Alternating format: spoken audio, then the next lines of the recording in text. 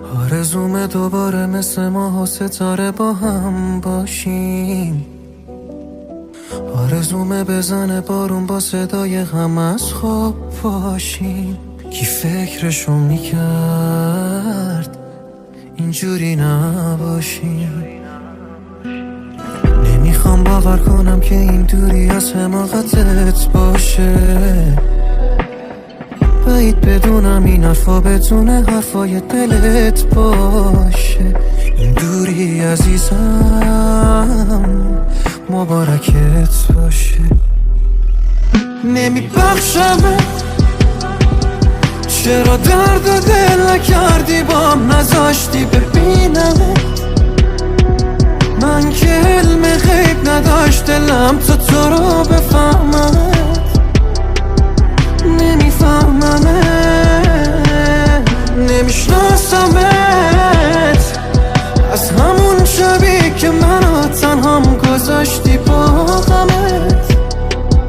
میرم ای سراغ گوشیم، دلم میخواد بگیرمت. نمیبخشمت. بیا غماتو بذار، اومدی بارونو بیار. بارون هوای خاطراتمونو زنده میکنه. بهونه نیار منو تو دوراهی نذار.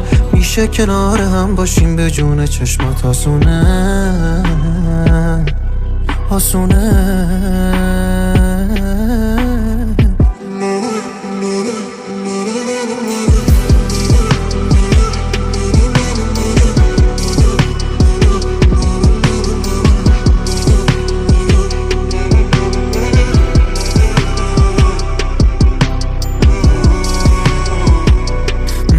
تو یه رو بودیم دوتا جسم، باز میشه صدام کنی تو به اسم. یعنی میشه حرف بزنی بام، بهم بگی سلام، بگی دلتنگی.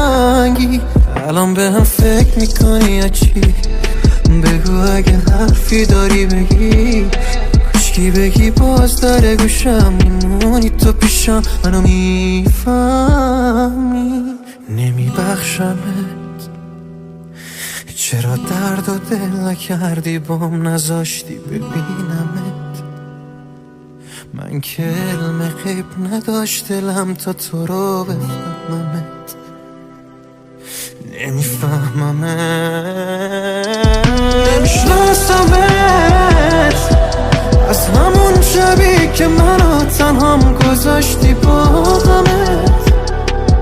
میرم ای سراغ گوشیم، دلم میخواد بگیرمت.